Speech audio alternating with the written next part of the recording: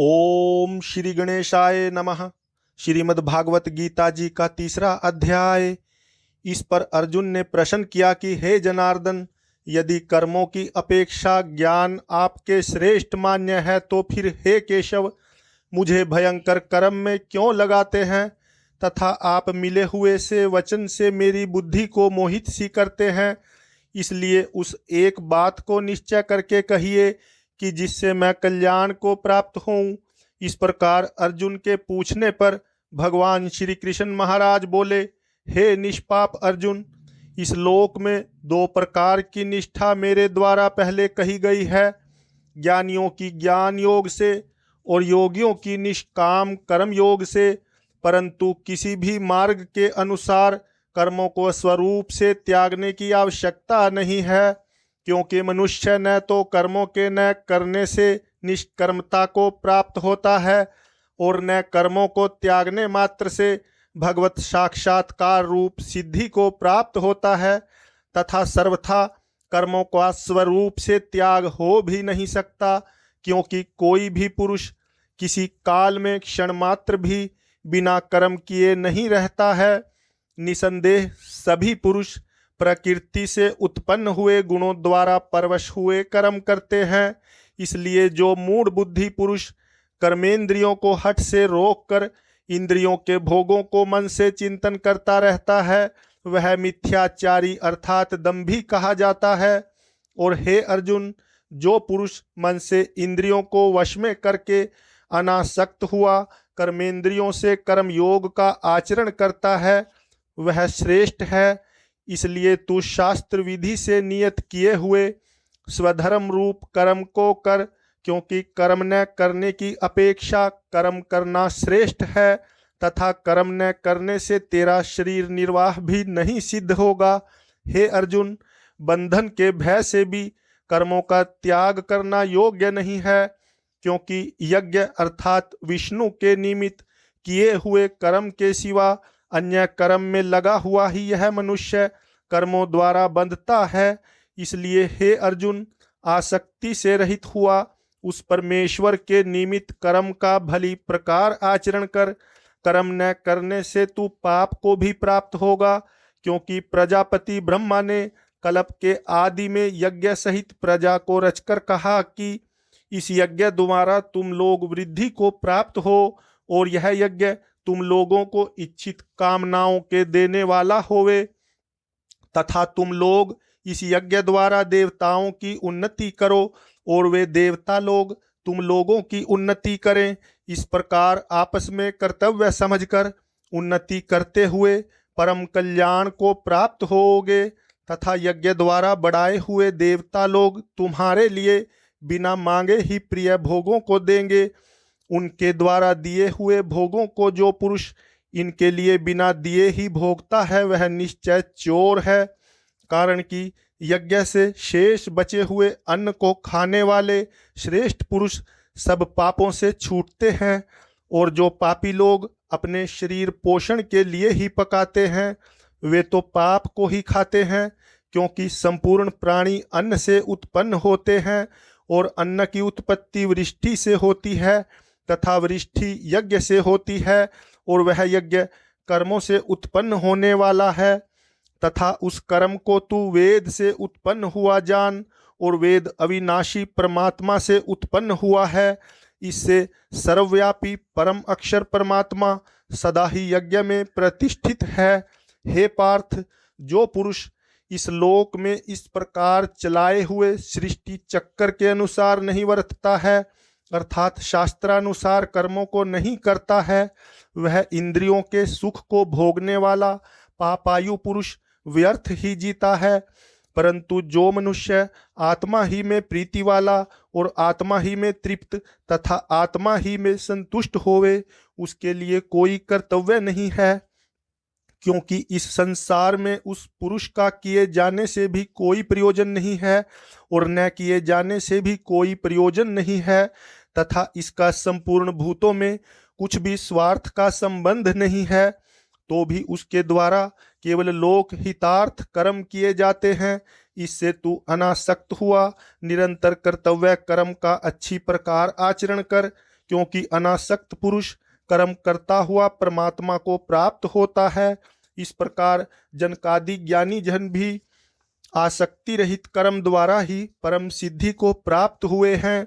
इसलिए तथा लोक संग्रह को देखता हुआ भी तू कर्म करने को ही योग्य है, क्योंकि श्रेष्ठ पुरुष जो जो आचरण करता है अन्य पुरुष भी उसके ही अनुसार वर्तते हैं। वह पुरुष जो कुछ प्रमाण कर देता है लोग भी उसी के अनुसार वर्तते हैं। इसलिए हे अर्जुन, यद्यपि मुझे तीनों लोकों में कुछ भी कर्तव्य नहीं है तथा किंचित भी प्राप्त होने योग्य वस्तु अप्राप्त नहीं है, तो भी मैं कर्म में ही वर्तता हूँ। क्योंकि यदि मैं सावधान हुआ कदाचित कर्म में न वर्तूं तो हे अर्जुन, सब प्रकार से मनुष्य मेरे वर्ताव के अनुसार वर्तते हैं, अर्थात वर्तने लग जाएं। तथा यदि मैं कर्म न करूं तो ये सब लोग भ्रष्ट हो जाएं और मैं वर्ण संकर का करने वाला हूं तथा इस सारी प्रजा का हनन करूं, अर्थात मारने वाला बनूं।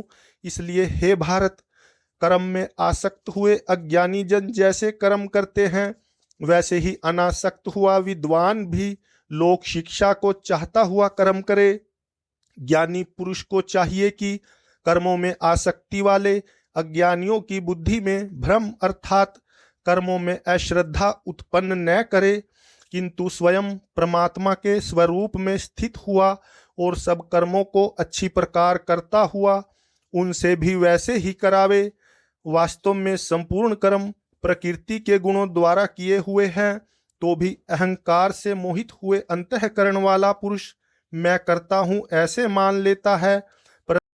परंतु हे महाबाहो, गुण विभाग और कर्म विभाग के तत्व को जानने वाला ज्ञानी पुरुष संपूर्ण गुणों में वर्तते हैं ऐसे मानकर नहीं आसक्त होता है, और प्रकृति के गुणों से मोहित हुए पुरुष गुण और कर्मों में आसक्त होते हैं। उन अच्छी प्रकार न समझने वाले मूर्खों को अच्छी प्रकार जानने वाला ज्ञानी पुरुष चलायमान न करे।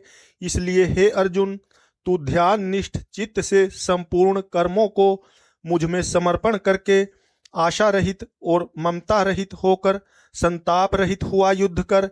हे अर्जुन, जो कोई भी मनुष्य दोष बुद्धि से रहित और श्रद्धा से युक्त हुए सदा ही मेरे इस मत का अनुसार वर्तते हैं, वे पुरुष संपूर्ण कर्मों से छूट जाते हैं।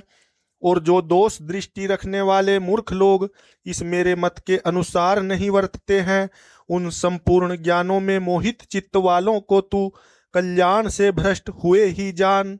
क्योंकि सभी प्राणी प्रकृति को प्राप्त होते हैं, अर्थात अपने स्वभाव से परवश हुए कर्म करते हैं।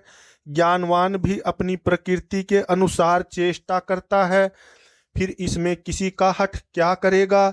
इसलिए मनुष्य को चाहिए कि इंद्रिय के अर्थ में अर्थात सभी इंद्रियों के भोगों में स्थित जो राग और द्वेष हैं उन दोनों के वश में नहीं होवे, क्योंकि इसके वे दोनों ही कल्याण मार्ग में विघ्न करने वाले महान शत्रु हैं। इसलिए उन दोनों को जीत कर सावधान हुआ स्वधर्म का आचरण करे, क्योंकि अच्छी प्रकार आचरण किए हुए दूसरे के धर्म से गुण रहित भी अपना धर्म अति उत्तम है।